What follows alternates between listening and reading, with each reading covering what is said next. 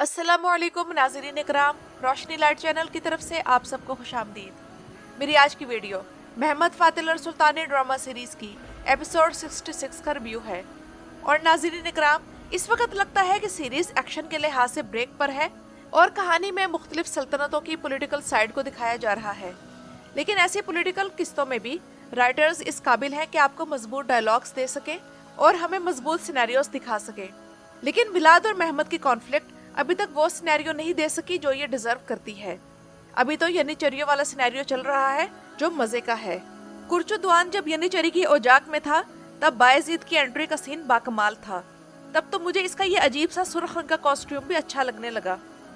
और बायजीद का किरदार हम देख रहे हैं कि एक बेहतरीन तब्दीली से गुजरा है। एक जल्दबाज नौजवान लड़का जो कि अपने जज्बात के जेर असर रहता था, अब वो एक समझदार शहजादा है। अब इसकी ये नई शख्सियत जो कि सुलझी हुई बावकार सी है एक असर रखती है। उधर चिचक खातून यानी कि प्रिंसेस रोज को स्क्रीन टाइम देने के लिए गुलशा का किरदार बिल्कुल ही आउट कर दिया जाएगा। और अगर गुलशा को मालूम हो गया कि प्रिंसेस रोज से शादी का मशवरा मुल्ला लुत्फी का था तो फिर लुत्फी की खैर नहीं। और मुल्ला लुत्फी सुल्तान के दीवान में अपने आइडियाज और मशवरा के जरिए सही बेनिफिट लाया है, ऐसे आइडियाज जो कोई और सोच भी नहीं सकता। सुल्तान और मुल्ला लुत्फी की केमिस्ट्री बेहतरीन है। और याद करें कि मैं आप लोगों को सिर्फ चंद किस्तों पहले ही कह रही थी कि मुल्ला लुत्फी का सिनेरियो बेहतर होना चाहिए और उसके सीन्स भी ज्यादा होने चाहिए। तो राइटर्स का शुक्रिया। उधर सुल्तान और मुल्ला लुत्फी एक दूसरे के राजदार भी बन गए हैं। तो अब देखते हैं कि जब सुल्तान को एक राजदार दोस्त मिला है तब सुल्तान की किस तरह की पर्सनैलिटी सामने आती है। उधर सुल्तान ने विलाद और स्टीफन के साथ इस तरह खेला कि उन दोनों को मालूम भी ना हो सका कि हो क्या रहा है। लेकिन इस दौरान विलाद जो कि एक शैतान है, साइको वैम्पायर है और वफादारी और गद्दारी के दरमियान फर्क भुला बैठने वाला पागल आदमी है, अब उस्मानियों का ऑफिशियल दुश्मन है। लेकिन जिंदा इंसानों के खाल उतारना, उनके सरों में कीले ठोंकना और जिस्म के पार्ट्स को खाने जैसे सीन हमें शायद देखने को नहीं मिलेंगे। और अच्छा ही है कि देखने को ना मिले। उधर एरेना का किरदार बहुत से लोगों को समझ नहीं आ रहा कि क्यों रखा गया है, तो मैं यहाँ ये बताना जरूरी समझूंगी कि ये किरदार विलाद के बारे में ये दिखाने के लिए रखा गया है कि वो भी आखिर एक इंसान है और जज्बात रखता है। तो इसलिए विलाद के किरदार की ह्यूमन साइड दिखाने के लिए एरेना का किरदार शामिल किया गया है। और नाज़रीन इकराम, महमद फातिल और सुल्तानी ड्रामा सीरीज में बज़ाहिर तो ये लगता है कि मशरक़ी तुर्किस्तान जहाँ योगन मुसलमान रहते हैं तो उनके मसले को हाईलाइट किया गया है। वैसे भी वो पिछले 1000 साल से चीनियों के जुल्म का सामना कर रहे हैं। तो इस सीरीज में मशरक़ी तुर्किस्तान के मसले को ज़ेरे बहस लाना अच्छी बात थी। लेकिन मैं आप लोगों को यहाँ बताती चलूँ कि तुर्की में ड्रामे में ये जो सीन दिखाया गया है तो मशरक़ी तुर्किस्तान के मामले में ये तासुर ज़्यादा मजबूत है कि ये सब हुकूमत को पाक साफ दिखाने के लिए किया जा रहा है। क्योंकि शायद आप लोग ये नहीं जानते कि आक पार्टी जो कि तैयब एर्दोआन की पार्टी है, इसने वन चाइना पॉलिसी को तस्लीम किया हुआ है और ख़ास तौर पर ट्रोल सहाफ़ियों के ज़रिए मशरक़ी तुर्किस्तान में होने वाले मजालिम को छुपाने के लिए आक पार्टी के यूथ विंग के वफ्द को चीन भेजा गया था। तो जहाँ एक तरफ तुर्की की हुकूमत सफारती सतह पर तो इस तरह के इक़दाम कर रही है, तो वो ड्रामे में मशरक़ी तुर्किस्तान के हवाले से 1 या 2 सीन्स इस तरह के दिखाकर बरी ज़िम्मा नहीं हो सकती। इस तरह के सीन्स दिखाकर ही अगर उनसे इजहार यकजहती करनी है तो ये काम परसों पहले ATV चैनल भी कर चुका है। जबकि इस एपिसोड की एक और खामी जिस पर तुर्की में बहुत ज़्यादा तनकीद की जा रही है वो ये है कि इस ड्रामे में इस बार कौम परस्ती को बहुत ज़्यादा नुमाया करने और इस्लाम को पस मंज़र में धकेलने की कोशिश की गई है। यानी कि ऐसा लग रहा है कि जैसे हुकूमत मुआशरे को एक खास सिमत में ढालने की मनसूबाबंदी कर रही हो। तुर्कियत को इस्लाम और मुसलमान होने पर फोकियत देने की कोशिश के बारे में तुर्कों का कहना है कि हम समझते थे कि ये सिर्फ मगरबी वर्कशॉप्स में होती हैं।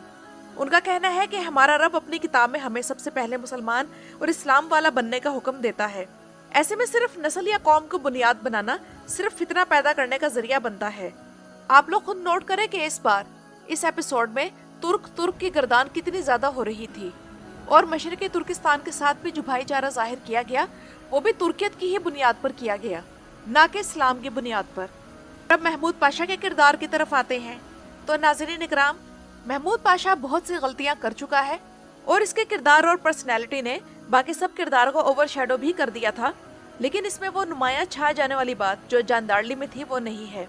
उधर हुसैन आगा यनीचरी का सरबराह बनने के बाद उनके साथ बहुत सख्त रवैया अपना चुका है। इन दोनों को सबक सिखाना बनता है और ये सब कुछ अली बे के साथ सुल्तान की प्लानिंग की वजह से हुआ।